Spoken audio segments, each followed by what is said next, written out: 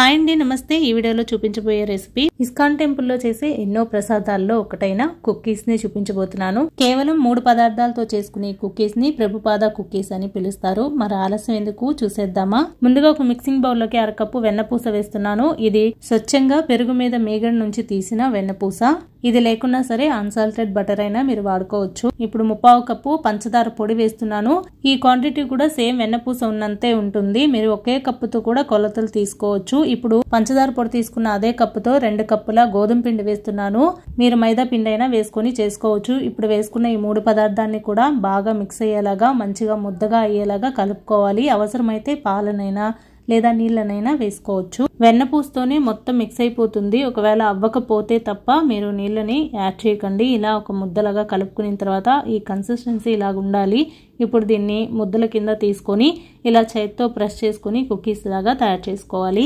ఈ పిండి కలుపుకోవడానికంటే ముందుగానే బేకింగ్ ట్రేని రెడీ చేసి ఉంచాను, బటర్ పేపర్ వేసి.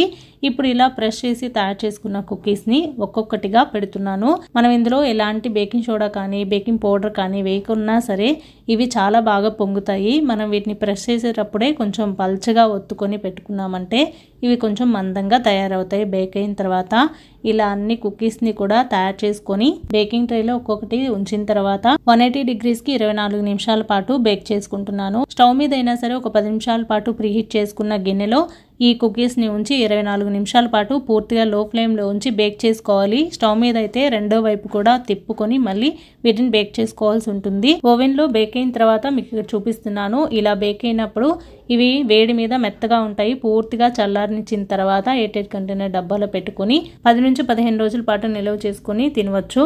మరి ఇవి చాలా ఈజీగాను అయిపోతాయి. అలాగే వీటి సామాన్ల కోసం ఎక్కడ వెతకాల్సిన అవసరం కూడా ఉండదు. ఇంట్లో ఉన్న వస్తువులతోనే ఈజీగా తయారైపోతాయి. మరి ఈ ప్రభుపాద కుకీస్ మీకు ఎలా అనిపించాయో కమెంట్ చేసి అయితే చెప్పండి. మీకు వీలు కుదిరితే కృష్ణాష్టమికి కృష్ణుడి కోసం మీరే స్వయంగా తయారు చేసి పెట్టండి.